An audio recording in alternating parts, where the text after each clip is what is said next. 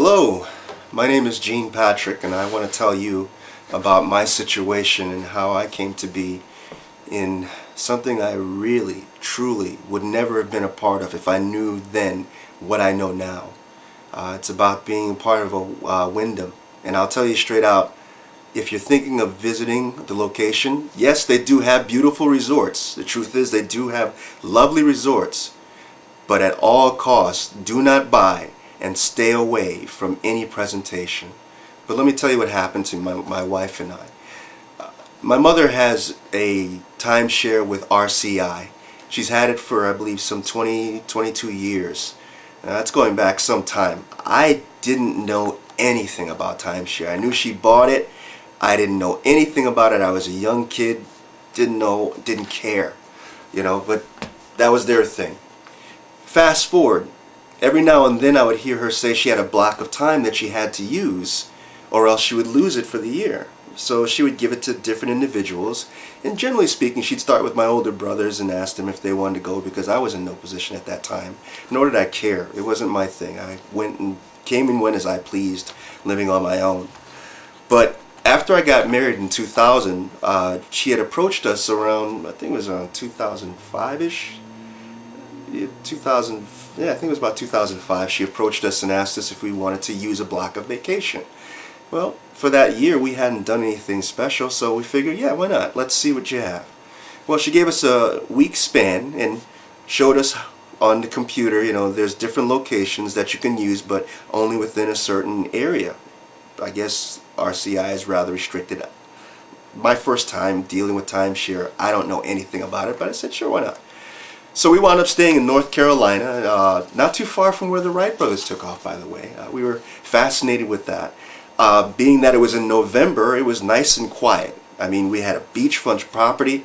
Nobody was there except for maybe 5 people in this whole condo setup. Not that it was very large, but I remember it being up on stilts and everything.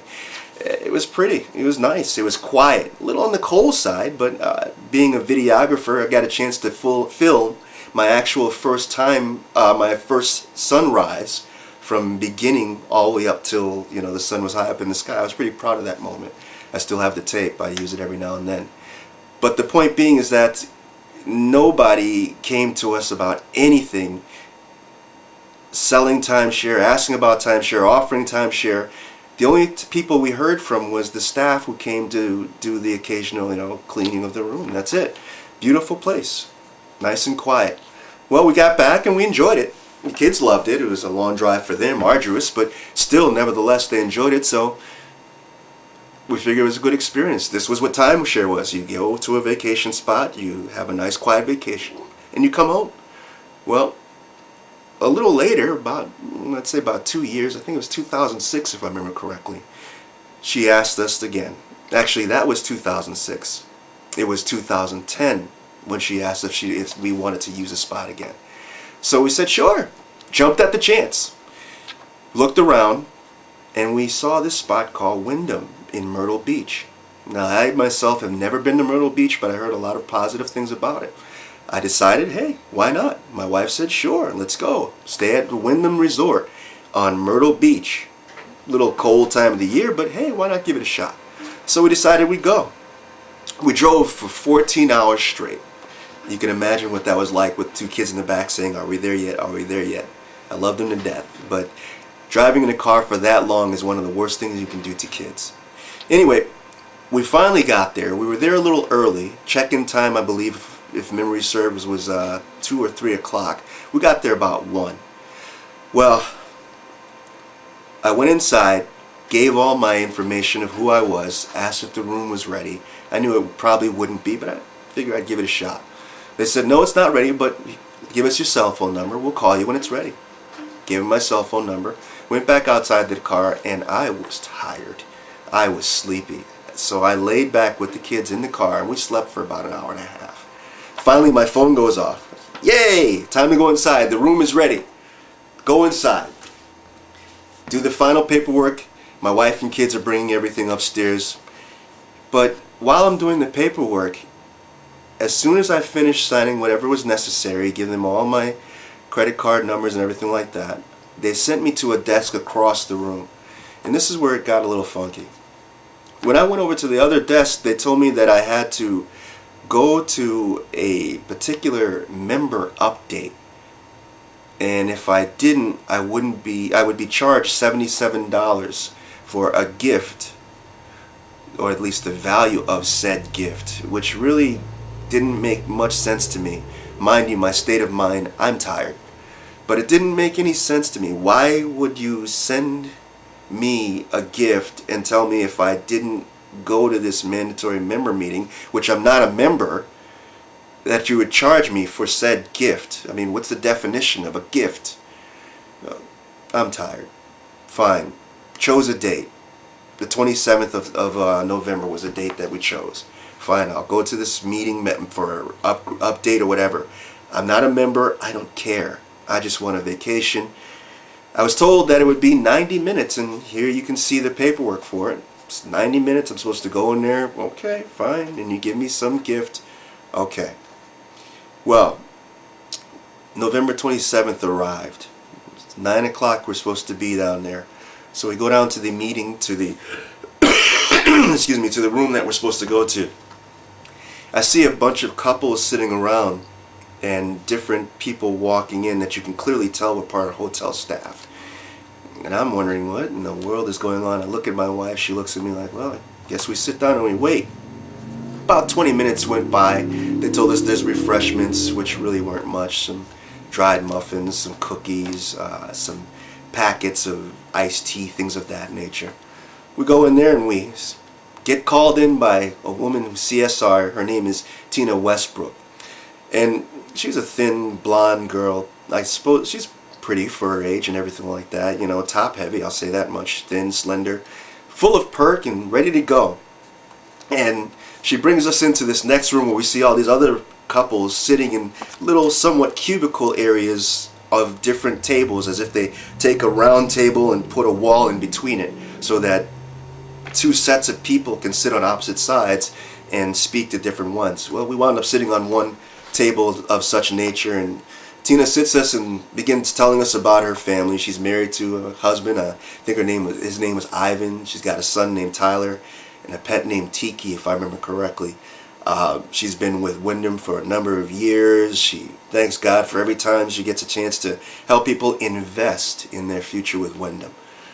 Now here's where it comes in. Okay, this is all going to be a sales scam. At least that's what I see in retrospect. But I figure, sit down, listen. This is what I have to do if I don't want to be charged $77. Well, she pulls out this nice little tablet. I believe it was an iPad. I'm not sure what the name brand was. But she's showing us pictures of different vacations she's been on with her and her family and her friends and this and that and locations, and how she's had various things from Wyndham and she's enjoyed it. And I'm thinking, well, that's nice. That looks pretty good. Then she starts asking us the questions. You know, how long have we been married? How many kids we got? When she's heard about the kids, oh, let me tell you, I mean, she practically jumped out of her seat and she said, let's go round them up and let's find them. I want to show them, you know, take them for a tour so they can see the place. And that's exactly what she did. She got up, we called the kids. They were waiting in our room for us to be done with this. We figure it'd be 90 minutes.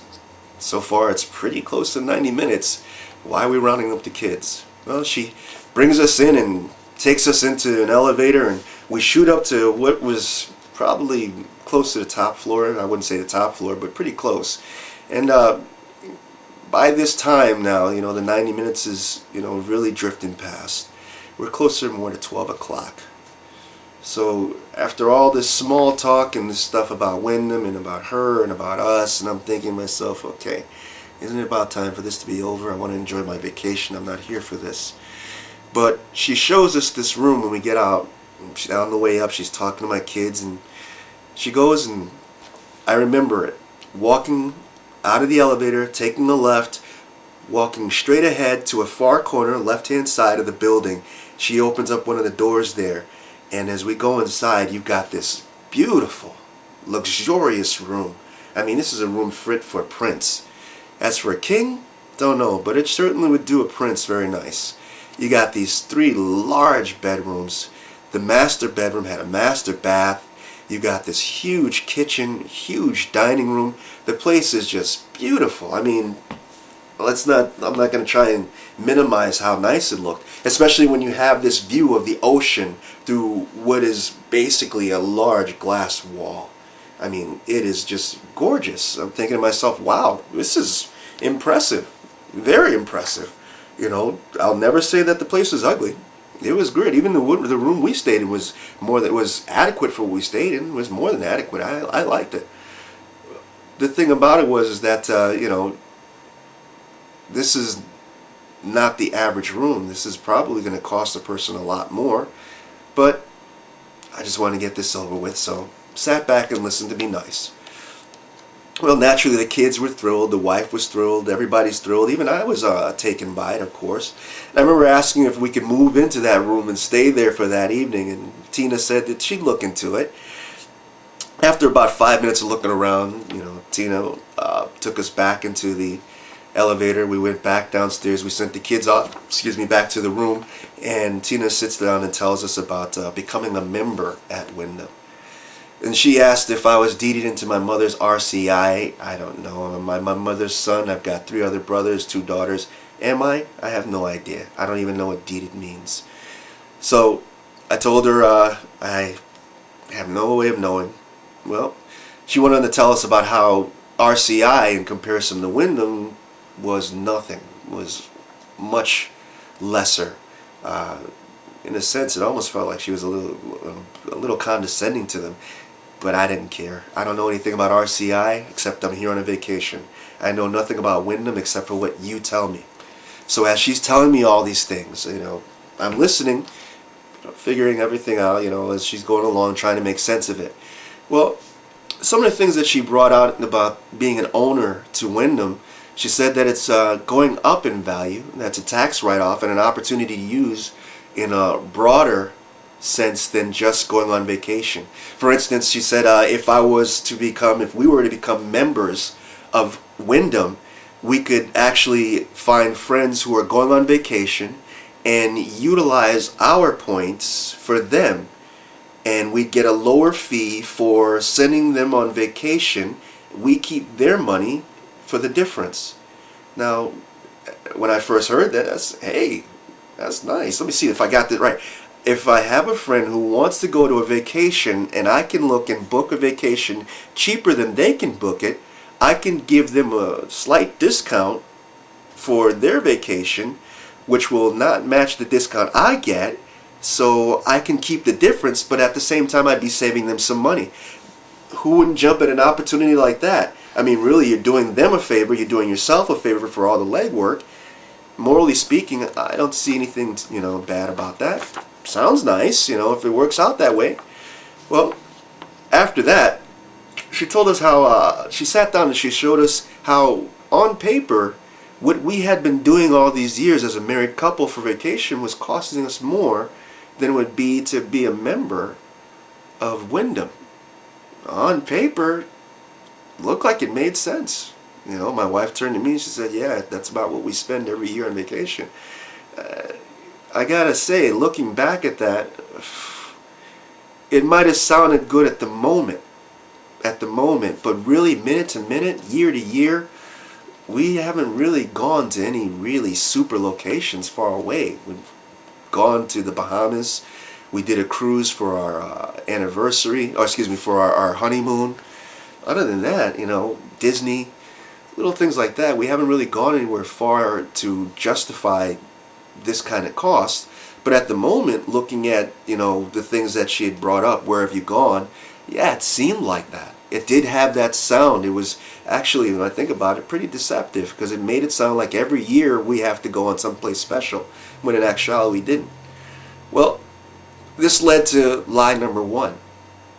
Tina said that the investment in Wyndham is a good thing for my taxes and that it's a deduction or a write-off. That is not true. Tax deduction and tax write-off does not come from timeshare unless the paperwork is done a special way. What that special way is, I don't know. But I can tell you this, Wyndham does not do it and did not do it for me. So thereby, it is not a tax write-off. That was the lie I was told. So, not knowing this, that's fraud. That's deceptive tactics. That's deceptive sales techniques. And I didn't know that. So this is all fraud so far. But you got to sit down in my place at that moment in time. I didn't know that. Well, as we went on, the lies, I'll tell you, they got thicker from there. But at a pace that the deceit couldn't be detected. Not by me, because I'm new to all of this. I have no idea how any of this works. So, going on, everything was based on buying Wyndham Vacation Resorts, how it's nice to be an owner, and at one point she implied an angle that seemed to really kind of sweeten the deal. She said that I'd have to be sure that they had to be sure that if I were to buy from them, that I wouldn't take my membership and sell it to someone for a higher price.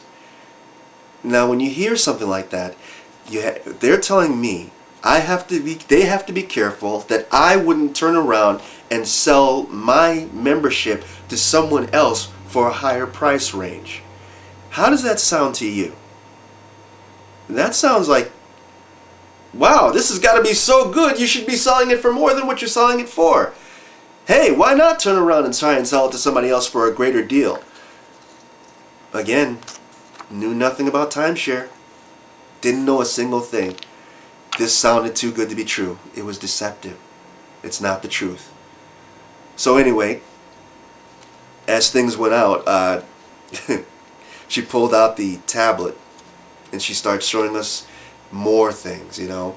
The thing that really snagged me was that she brought out and played this clip of Jim Cramer on Mad Money and how he said Wyndham is a great investment. I mean, the clip, I can't remember exactly how long it was, but it only ran for about a minute. And here he's talking about, yes, Wyndham is an excellent example, an excellent investment. Now here's a guy who's renowned for telling you about how to invest and how to make money and this and that. And you see somebody like that and you tend to start to say, okay, there's got to be something real to this. Wyndham is a good investment. Only this turned out to be the next big lie.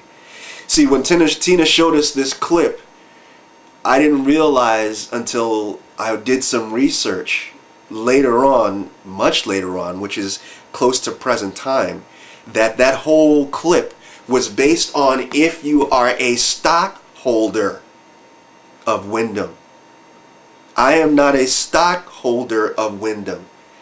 I was deceived into believing that if I had bought Wyndham membership, it was a great investment for me so that I could make some type of money off of it. Whether it's by selling to a friend to buy it from me at a higher price, or if they want to go on vacation, they can get that vacation. I can set it up for them at a cheaper price than they're paying, but keep the difference of what it costs me versus what it would cost them. This is what they're considering to be an investment as they're telling it to me. The truth is, it's not an investment in that way. You have to be a stockholder of Wyndham, which I am not. So again, deceptive sales practice? Yeah. Fraud? Absolutely. Misleading? These are all terms that are just putting it mildly. Anyway, moving along.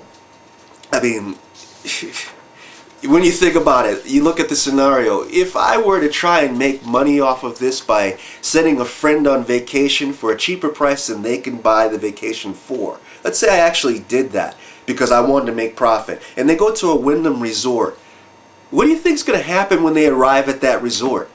You think Wyndham's just going to say, oh, well, you were sent here by Gene, so we're not going to try and steal you away from him? No. They're going to take that very same person into a seminar and they're going to get him to buy by telling him the same things, and probably much further, much worse things than they told me. Not to mention, after that person buys into Wyndham, there goes my money, if I could have made any.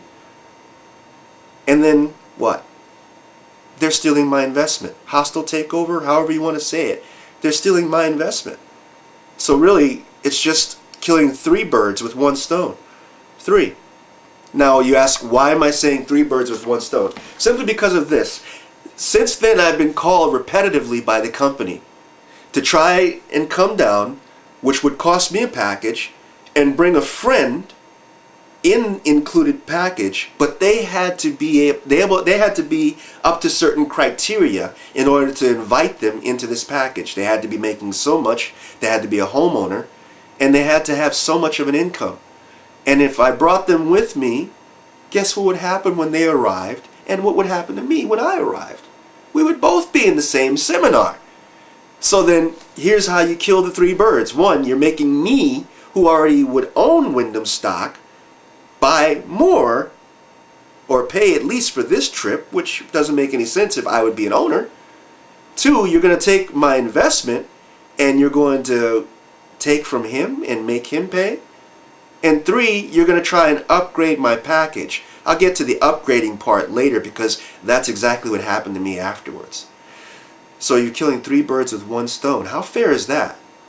It's pretty creepy. That's pretty wrong. But continuing on, let me tell you. After that, man, I'm listening to all the good stuff, not knowing what I know now, thinking, wow, this can be an investment. I can make money off of it. That sounds really good. Jim Cramer off Mad Money says it's an excellent investment. At least that's the way they made it look. So, hey, that's not bad. Only there was one detail. And this is no minor detail to me. It was a pretty serious detail. The company I was working for had just cut everybody across the board from 40 hours to 32 hours. So to me, it told me that the company was in danger. They could close up. Things could go bad. I can't be making an investment of this magnitude right now. There's no way I could make this investment. Not with my company about to close or possibly closing. I don't know what the future holds. Well, guess what happened? Tina turns around and tells me, if you have any problems, if you're ever in a position, I'll read it because it's right here. I wrote it right down. If you ever have any problems and you want to sell your timeshare, give Wyndham the chance to buy it back first. Wyndham has a buyback program in place for that. Now, you got to be me. You got to be sitting there on the other side of the table, a person who's never dealt with timeshare whatsoever, being told that if anything ever happens, they will buy it back. Now that sounds beautiful. That sounds great. If I can't or don't want this any longer, you'll buy it back. And it makes so much sense. In reality, I'm buying time from you, Wyndham, to be at one of your resorts, which you own. I just get points. You own it. So thereby, really, how hard is it for you to say, okay, sell it back to him, cut him off, he's all set, and we'll sell it to somebody else. It's your property, not mine. It's not like I can walk down there and just take anything. So to me, that sounds perfect. That's what I was being told during this sales pitch. So it was pretty much the nail in the coffin for me. That was what said to me, yeah, why not? Heck, how hard can it be? The truth is, Wyndham has no buyback program. I found that out the hard way, roughly about a year and a half later. But I'll get back to that. Still, at that moment in time, I wasn't sure.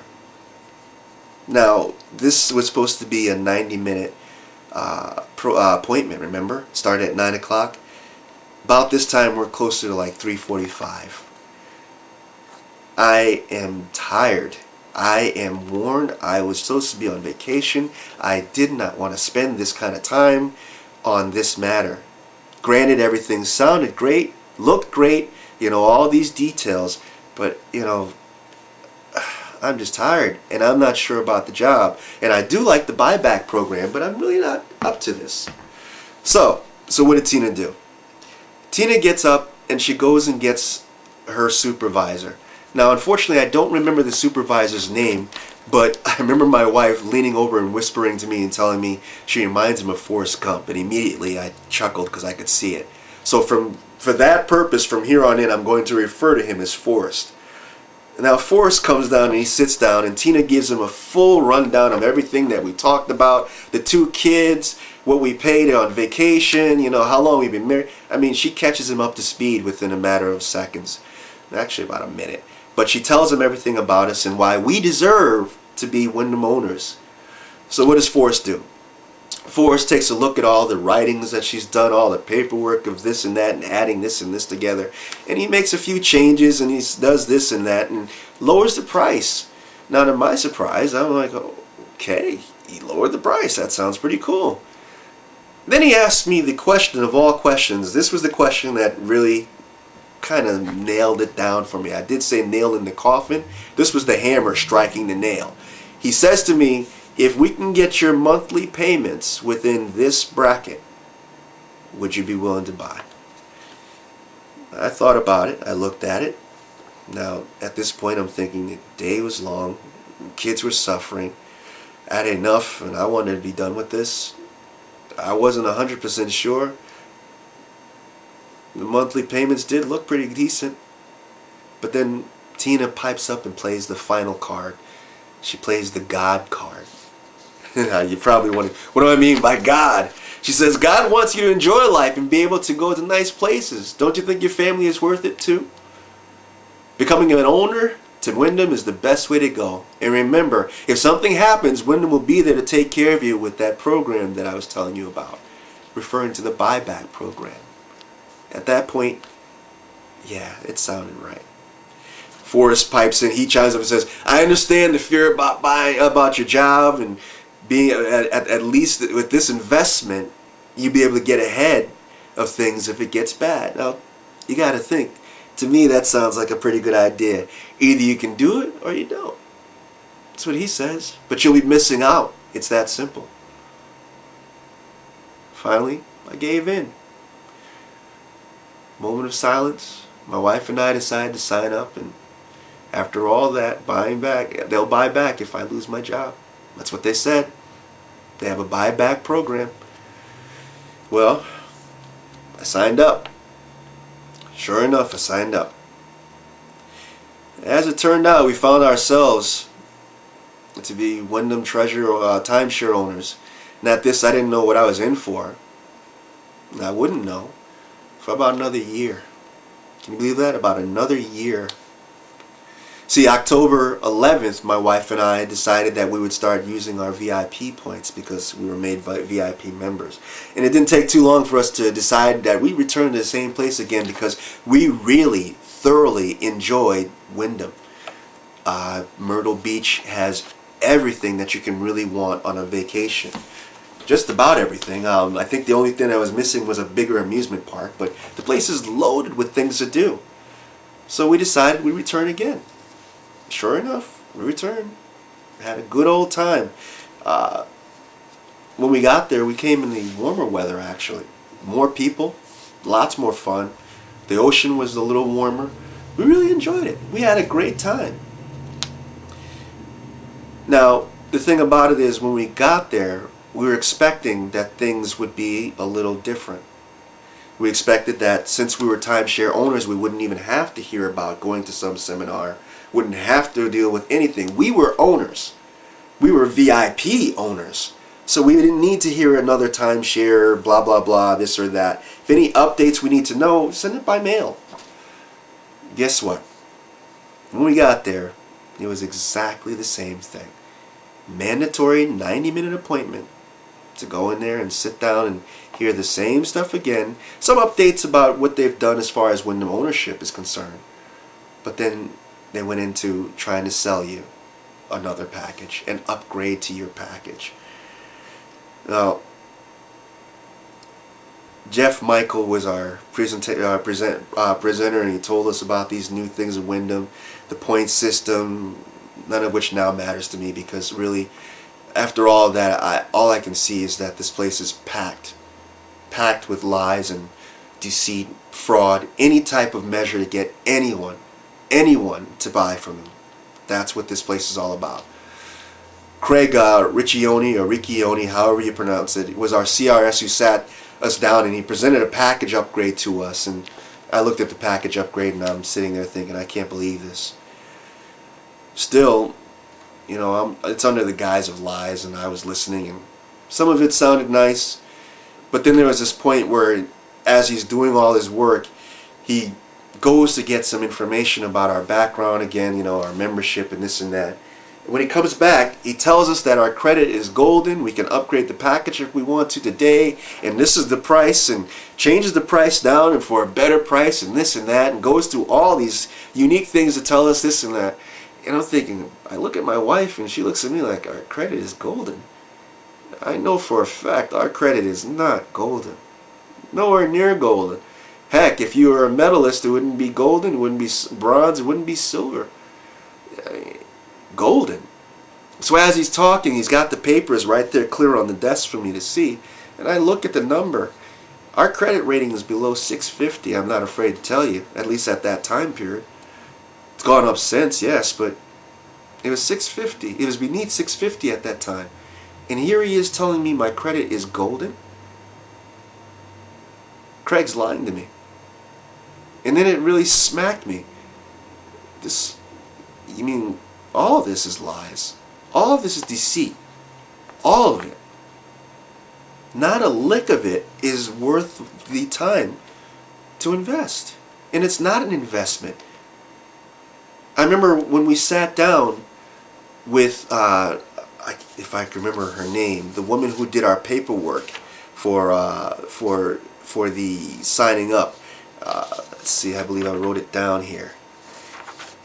When she sat us down, she dropped the bomb on us. She told us that there would be, yes, Jane Tawson. Jane Tawson. She sat us down, and we thought we had this price that we would pay per month. And then Jane Tawson, who sat down to do the actual paperwork, I guess you have to be licensed to fill out all the paperwork. That's why Tina couldn't do it, so Jane comes in and does it. She told us there would be what's called maintenance fees on top of our monthly payment. And guess what? Those maintenance fees have a habit of slowly crawling up. It's nice and slow. In fact, I said nice. Take that word out of there. It's not nice. But they creep up and they don't stop ever. Even if you pay off your complete deed and become a full owner, those prices will continue forever. You will constantly be paying them forever. An investment? Tina said that it would be great for my kids. There is no way in heaven or on earth I will pass this whole thing off on my kids. I am getting rid of this, because how would I be the father to pass this on to my children? A price tag that will never end. No, absolutely not. You can't pay for something you don't own. You don't own. And here's the thing, we didn't find out until a long time after the point values that they give you. Yeah, for the VIP treatment you have 2 years of these great big enormous points, somewhere around 300,000 points. But on the third year, or after you use those points, you're only getting 84,000 points per year. How long is it going to take to build us up to be able to go to Wyndham again if we wanted to? And that is the hugest if ever. Well, not going to do that. But here we got Craig here, who's telling us these lies about our credit right off the bat. You know, sitting down, and now we've got this woman who sits down after Craig is done with us. Her name is Leanne Barkley Yarborough. They call her Mama. Mama sits down, and she's going through and telling us this and telling us that, same kind of stuff. And I'm thinking to myself, well, at least we still have the buyback. But you know what? I'm not going to upgrade. But they did offer some juicy stuff if you signed up. So I decided, yeah, we'll sign up for those little bits. We'll sign up. We got those little bits added on after we signed up, but after reading the paperwork 5 days later, I canceled that contract and kept the little bits that we got. We used those bits right away to extend our stay another 2 days, because as far as I'm concerned, that's the last time I'm ever going to be able to stay in Wyndham. That's it. I'm not going back there again, at least not to Myrtle Beach with them. No way.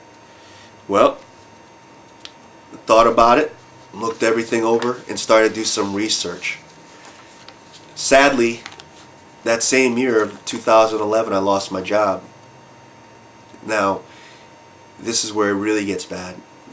Tina told me that if anything ever happened, and if I ever wanted to leave Wyndham, or stop this, I can use the buyback program.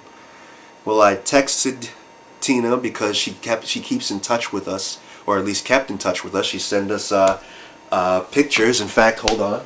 Let me see if I can dig these up really quickly.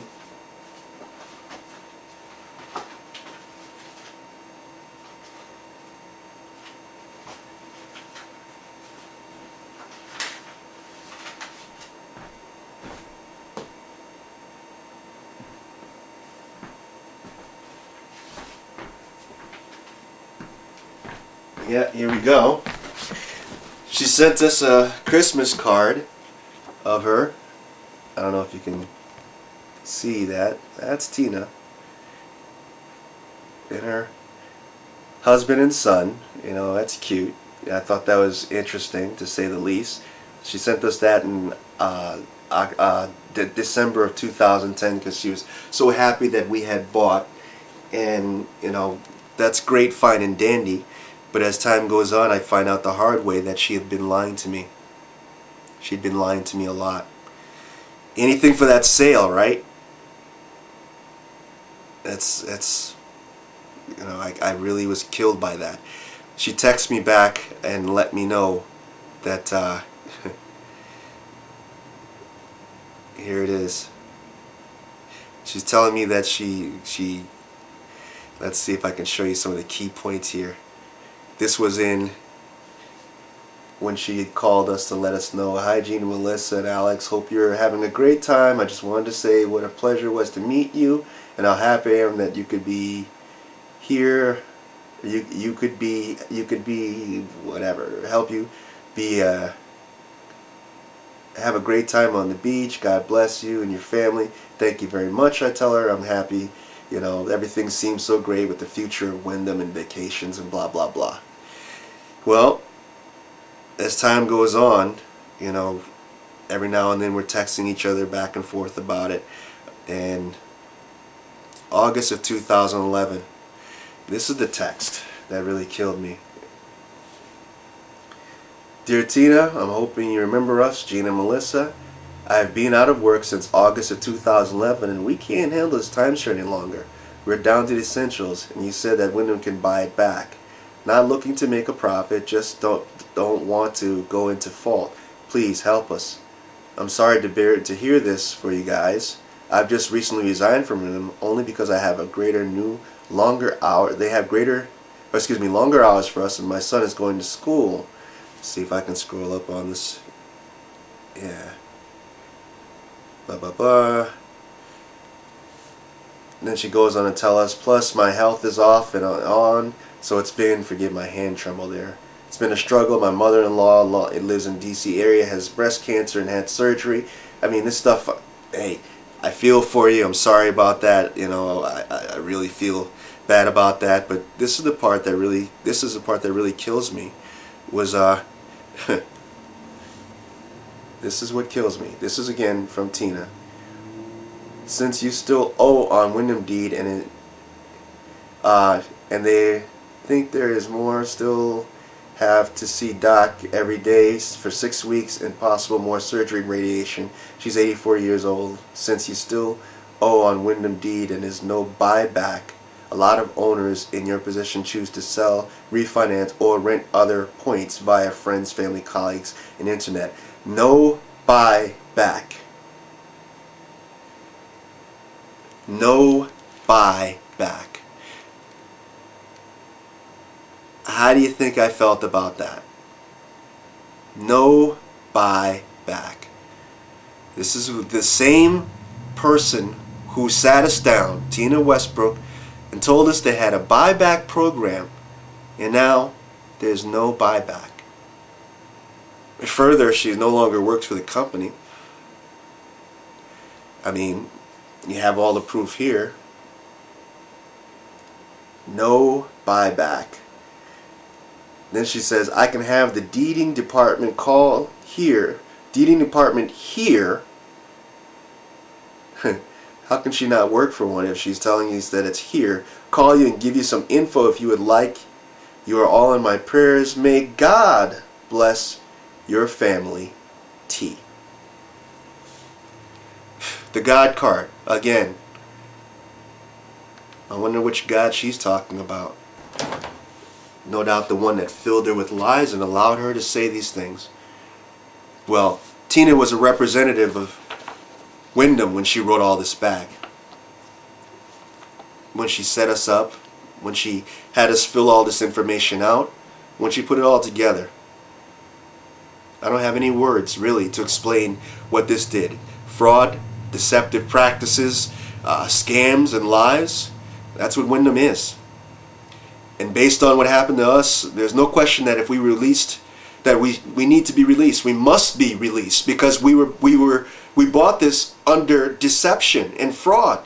Thereby, it's not fair for anyone who's been lied to have to be stuck to a contract that's filled with lies. Now, that contract, all these things we're told to get us to sign is just to get money in that person's pocket.